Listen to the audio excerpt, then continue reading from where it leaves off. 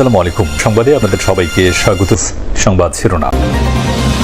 বারোয়াউলিয়ার পুণ্যভূমি চট্টগ্রামে ধানের শীষের বিশাল শোডাউন, দুর্নীতি আর অপরাধ দমনে কঠোর হওয়ার ঘোষণা বিএনপি চেয়ারম্যান তারেক রহমানের। বিগত 15 বছর যেভাবে আপনাদের রাজনৈতিক এবং অর্থনৈতিক অধিকার ছিনিয়ে নেওয়া হয়েছিল, আপনাদের প্রতি আমার আহ্বান, এই ষড়যন্ত্র সম্পর্কে সকালে সজাগ থাকবেন, সতর্ক থাকবেন, যাতে আবার আপনাদের অধিকার কেউ ছিনিয়ে নিতে না পারে।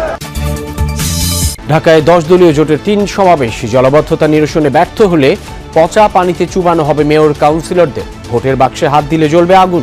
12 তারিখে কোনো দুর্বৃত্ত এই যুব সমাজের বুকে যদি হাত দিতে চায়, সেই হাতকে গুঁড়িয়ে দিতে হবে। সারা দেশে নির্বাচনের আবহ, অলি গলি পাড়া মহল্লা সরগরম। প্রার্থীদের পদচারণায় ভোটারদের নিরাপত্তায় সর্বোচ্চ গুরুত্ব কমিশনের। আদানির কাছ থেকে বিদ্যুৎ ক্রয়ে উৎকোচ নেন আওয়ামী লীগের 6-7 জন প্রভাবশালী। তথ্য জাতীয় কমিটির, বিবেচনা করে অসম চুক্তি বাতিল করতে পারবে নির্বাচিত সরকার। আমরা সব লোকের সব ট্রানজাকশন পাই, এইসব চুক্তিতে ডাইরেক্টলি প্রধানমন্ত্রীর অফিস থেকে কমান্ড আসতো এবং সেটা আমরা জানি। আমাদের 25,000 কোটি টাকা বাড়ছে রূপপুর বিদ্যুৎ কেন্দ্রের খরচ। অন্তর্বর্তী সরকারের শেষ একনেকের সিদ্ধান্ত, বিদেশি ঋণের দিকে তাকিয়ে না থাকার সুপারিশ। ছাত্রলীগের সাদ্দামের স্ত্রী সন্তানের জানাজায় অংশ নিতে না পারার খবরে আলোচনা সমালোচনা। প্যারোলের আবেদনই করেনি পরিবার, দাবি স্বরাষ্ট্র মন্ত্রণালয়ের। নতুন করে আবার যেন কেউ ভোটের অধিকার ও কথা বলার অধিকার কেড়ে নিতে না পারে, এজন্য সতর্ক থাকার আহ্বান জানিয়েছেন বিএনপি চেয়ারম্যান তারেক রহমান। বলেন, শুধু ভোট দিয়ে নয়, ভোট হিসেব করে ঘরে ফিরতে হবে। সন্ধ্যায় ফেনীতে নির্বাচনী জনসভায় একথা বলেন তিনি। এর আগে চট্টগ্রামে 2য় বিভাগীয় নির্বাচনী সমাবেশে তারেক রহমান বলেন, নির্বাচনের দিন ভোট কেন্দ্রেই ফজর নামাজ আদায় করতে হবে। গণতন্ত্রে বিশ্বাসীদের কাছে ধানের শীষের জন্য ভোট চান তিনি। পোলো গ্রাউন্ডে জনসমুদ্রে জনতার কাছে প্রতিশ্রুতি দেন, ক্ষমতা এলে টুটি চেপে ধরবেন দুর্নীতির। খালেদা জিয়ার সরকারের মতো কঠোর হবেন অপরাধ। উত্তাল সমুদ্রের পাশে বীর চট্টলার জনসমুদ্র, যারা আজন্ম অদম্য সাহসী, আর যেই মাটি ঐতিহাসিকভাবে প্রতিরোধের তীর্থস্থান। সেই জনপদে প্রায় 21 বছর পর জিয়া রহমানের পুত্র তারেক রহমান।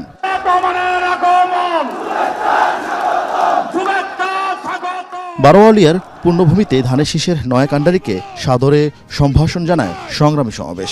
রীতি ভেঙে মঞ্চে ওঠার আগে জনতার সাথে কুশল বিনিময় করেন তারেক রহমানও। কি সমতল, কি পাহাড়, কি ধর্ম, কি বা বর্ণ, আজ যেন চট্টগ্রামের সবার একটাই ঠিকানা, পোলো গ্রাউন্ড ময়দান।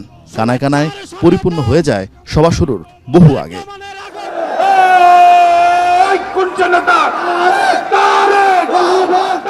2012 সালে এই ময়দানে সমাবেশ করেছিলেন প্রয়াত বিএনপি চেয়ারপারসন খালেদা জিয়া। সেদিন গণতন্ত্র পুনরুদ্ধারের শপথ নিয়েছিল এই জাতীয়তাবাদী জনতা। আজ তারই ছেলে আস্থা রাখতে বললেন ধানের শীষে। বক্তব্য শুরু করেন চট্টগ্রামের আঞ্চলিক ভাষায়। অন্যরা কেন আছেন? বিএনপিকে সরকার গঠন করতে হবে।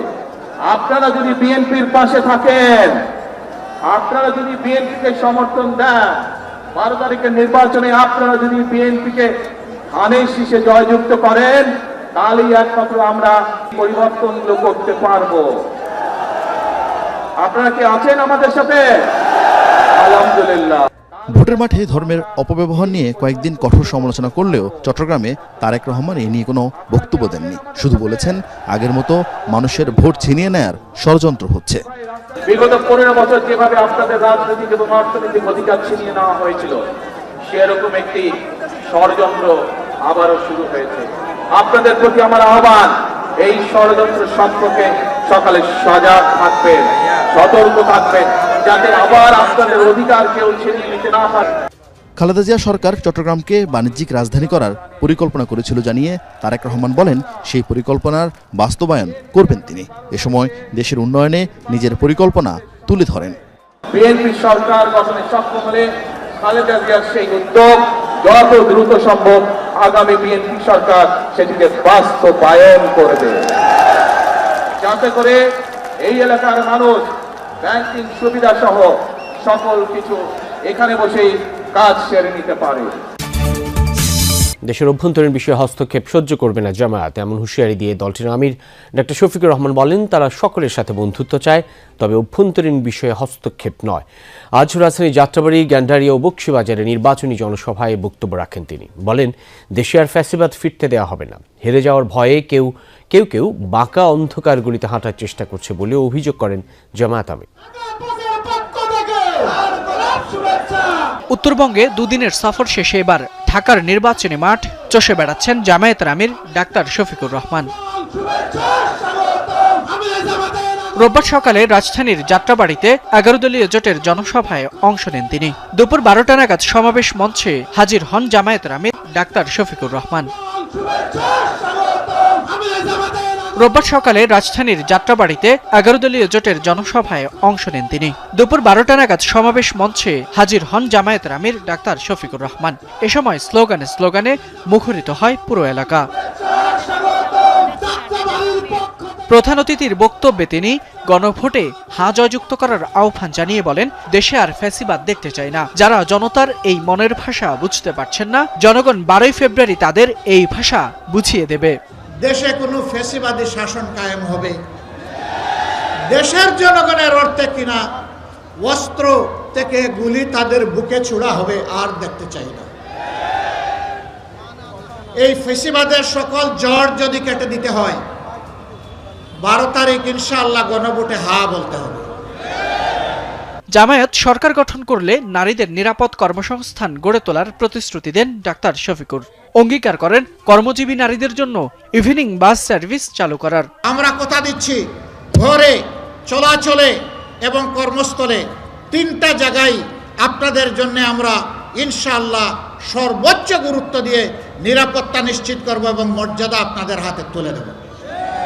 কোন জালিম আপনাদেরকে আর ইভটিজিং করার দুঃসাহস দেখাবে না। যাত্রাবাড়ির জনসভা শেষে জামায়াতের আমির যোগ দেন গ্যান্ডারিয়ার ধূপখোলা মাঠে ঢাকা 6 আসনের নির্বাচনী জনসভায়। উপস্থিত ছিলেন 11 দলীয় জোটের নেতারা। এ সময় ডাক্তার শফিকুর রহমান বলেন, দেশের অভ্যন্তরীণ বিষয়ে হস্তক্ষেপ সহ্য করবে না জামায়াত। বাংলাদেশের মানুষ যখন মুক্তির সন্ধানে তাদের সিদ্ধান্ত নিতে যাচ্ছে, তখন আমাদের আভ্যন্তরীণ ব্যাপারে অনেকে প্রকাশ্যে হস্তক্ষেপ করছেন। আমরা তাদের প্রতি বিনয়ের সাথে শক্ত কণ্ঠে অনুরোধ জানাবো, মেহেরবানি করে আমাদের আভ্যন্তরীণ বিষয়ে আর নাক গলাতে আসবেন না। এতদিন নাক গলে যে তরল পদার্থ বের হয়েছে, মেহেরবানি করে টিস্যু দিয়ে এখন একটু সামলে নেন। জামায়াতের আমির বলেন, যাদের দলে এত ঋণ খেলাপি প্রার্থী, তারাই বলছে ক্ষমতায় এলে দুর্নীতি মুক্ত করবে। একটা দল শুনলাম ইদানিং বলছেন তাদের হাতে দেশ আসলে তারা নাকি দুর্নীতি নিয়ন্ত্রণ করবেন। যাদের সংসদ সদস্য 39 জন গুরুতর ঋণ খেলাপি, কায়দা করে তাদেরকে বানানো হয়েছে ক্যান্ডিডেট, তারা বাংলাদেশের মানুষকে দুর্নীতিমুক্ত করবেন। আল্লাহ। এরপর জামায়াতের আমির যান ঢাকা 7 আসনের আলিয়া মাদ্রাসা মাঠের নির্বাচনী জনসভায়। গণভোটে হাঁ ও দাড়িপাল্লার পক্ষে ভোট চান তিনি।